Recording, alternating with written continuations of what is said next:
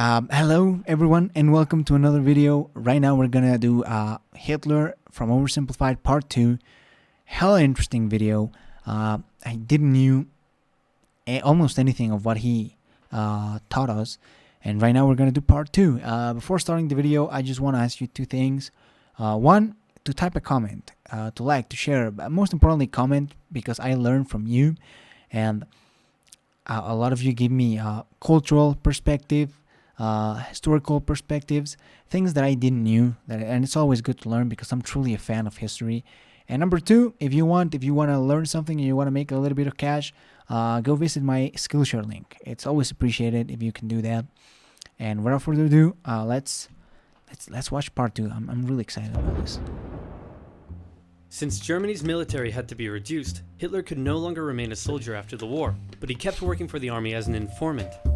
After the war, communists in Germany had attempted a revolution, and the government was worried about communism in general. So Hitler was tasked with infiltrating and reporting on any new political parties that could pose a communist threat. Oh, so he was a spy. A new party called the German Workers' Party threw up a whole bunch of red flags. So Hitler went along to one of their meetings, but found that they weren't communist at all. They were extreme right and shared many of his extreme beliefs. So he left the army and signed up to join the party. Wow. His fantastic speaking abilities impressed the party's leadership and supporters, and he very quickly rose to the top. He decided the party needed a makeover, so he renamed it to the National Socialist German Workers' Party, or Nazi for short, and he gave it a new color scheme. The Nazis weren't very specific on policy, but Hitler made extravagant promises to return Germany to its former glory by undoing the Treaty of Versailles and reuniting all ethnic Germans into one nation.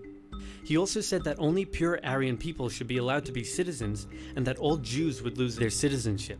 These ideas were already common in extreme right politics, but what set the Nazis apart was Hitler himself, and they quickly became the leading party on the extreme right. Many of the political parties in Germany at the time had paramilitary wings, and the Nazis were no different. Hitler set up the very descriptive Whole Protection Detachment, later changed to the very delightful Gymnastic and Sports Division, and finally settling on the ominous Storm Detachment, or SA for short. Their job was to defend Nazi party meetings and intimidate political opponents, and they would frequently engage in battles with communists on the streets. Since the Allies had demanded a reduction in Germany's military size, many trained soldiers were left unemployed. They liked the Nazi ideology, and it was only natural for them to join the SA, which grew larger and larger over time. The new democratic government that formed after World War I was pretty weak and ineffective. In order to pay reparations to the Allies, it started printing more money. The problem is that printing money doesn't actually give a country more money, it just makes money less valuable. So as the country printed more and more money, it became worth less and less, and the currency crashed. In 1919, $1 US was worth about 4 German marks. By December 1923, $1 US was equal to 4.2 trillion marks. The price of bread rose to 200 billion marks. Banknotes became worthless. Unsurprisingly, in such an economic crisis, Germany struggled to pay the Allies. The French were pissed about this, so they occupied the Ruhr, an area full of factories, and took the economic output from the area as payment. They treated the German civilians badly, and in total, approximately 130 Germans were killed during the occupation. Germans were furious, and Hitler and the Nazis thought that now would be a great time to lead a revolution. Again, I don't want to be sympathetic with this guy or anything, but if you really are trying to mishandle the situation, you should do what France did. I don't think it was a good idea. Just saying, man. In November 1923, inspired by something a certain bold Italian man did a year earlier, Hitler stormed a meeting at a beer hall and called for an uprising against the government. With his supporters, he marched on the streets of Munich, hoping the police would join his side. They did not. Hitler was put on trial for treason. He could have been sentenced to life, but the right-wing judges thought he was a pretty cool guy. Hitler knew the judges and knew that they would be lenient, so he took the opportunity to make impassioned speeches during the trial. And in the end, he was sentenced to just 5 years in prison, of which he only served 9 months, and when I say prison, it was more like a pleasant hotel stay where he had plenty of time to write a book. The whole affair was covered by the media nationwide, and it made Hitler famous. Hitler and his extreme message were now known throughout Germany, but the everyday German still didn't care much for him. In the 1928 election, the Nazis only won about 2% of the vote. Many were still intimidated by all the violence and the shouting and how unpolitician-like he was, but a new economic crisis would change all of that. To help Germany pay its reparations, America agreed to give it loans. In October 1929, the Wall Street crash happened, and America wanted its money back. The economic strain this put on an already struggling Germany was severe. unemployment skyrocketed, poverty was widespread, and Germans were sick of it. It was clear that the newly formed democracy wasn't working. In the face of crisis, Germans began moving to the political extremes. If you were German and wanted change, your choices now were either the communists or the Nazis. Hitler claimed that he was the only one who could return Germany to its former glory. The Nazi Party used propaganda to make Hitler seem like a great and powerful man, and they gave the German people a scapegoat to blame for all their suffering. The promise of a single strong dictator was a breath of fresh air for Germans after years of failing democracy.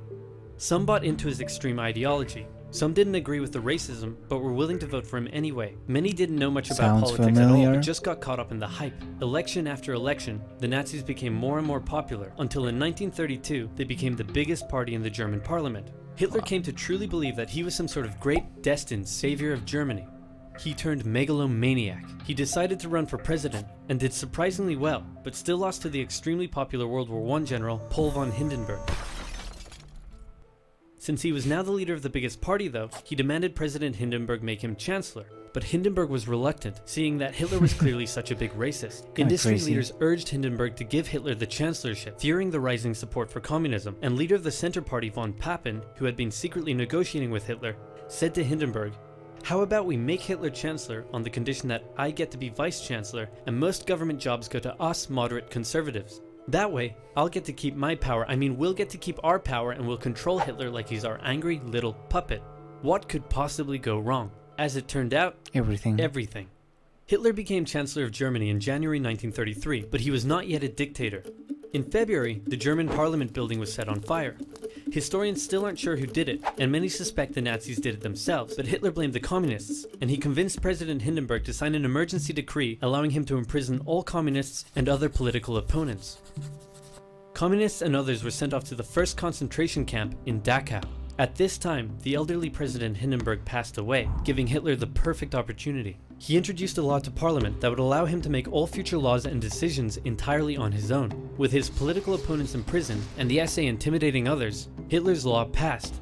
Wow. Just 2 months after becoming chancellor, Hitler was now a dictator. He still had one problem. The leader of the SA wanted the SA to take over the job of the regular German army, and the German army didn't like that idea. Hitler needed to maintain the support of his professionally trained German army, more so than his rough and rowdy SA. So one night in June 1934, he had Röhm and many other of his own SA officers rounded up and murdered. While he was at it, he took the opportunity to brutally settle some personal scores as well. Politicians who had disagreed with him in the past, reporters who had printed negative articles about him, one guy who did absolutely nothing, but they thought he was someone else. In some cases, even their families were murdered. In total, up to 200 people were killed in what became known as the Night of the Long Knives. The army, now satisfied that they wouldn't be replaced, pledged total allegiance to their new Führer, and Hitler's control was now absolute. Life in Germany changed violently. Freedom of the press, expression, and public assembly were suspended. Jews were initially branded and their businesses boycotted. And eventually, Hitler would go on to have 6 million Jewish men, women, and children killed in concentration camps. Hundreds of thousands of people were forced into sterilization for physical and mental imperfections. The Hitler Youth became a way to brainwash the young. Boys were trained to fight and returned home from camp violent. Girls were told their purpose was to have many pure Aryan children, and they would sometimes return from camp pregnant. When their parents were understandably horrified, their children would threaten to turn them over to the Gestapo for standing in the way of Germany's greatness. The standard greeting changed, and you could be sent to a concentration camp for not using it. This way, it seemed like everyone was a Nazi supporter. If you dared oppose Hitler or speak out against him in any way, you also would be sent to a concentration camp. German nationalism captivated the young Adolf. Extreme ideology and anti-Semitism festered in him as a young man living a hard life on the streets. Germany's defeat in the First World War filled him with hatred and a thirst for vengeance. A political movement that treated him like a god, and hundreds of thousands looking up to him as their savior, made him a megalomaniac. And soon, his aggressive foreign policies would drag the world into a second tragic global conflict, otherwise known as... Nice segue, man. Oh God. Wow. I knew some of this. Again, there's plenty of books, there's plenty of documentaries of how Hitler got into power. I think a lot of the childhood things were a lot more unknown for me.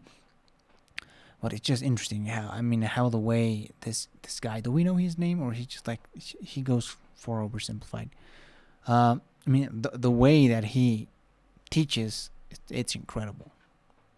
It honestly is, and a lot more engaging than many videos about it. Anyway, I don't want to keep you longer here. If you like this video, you know what to do. I'm not gonna tell you, but maybe I'll give you a clue. Activate Windows. What the hell?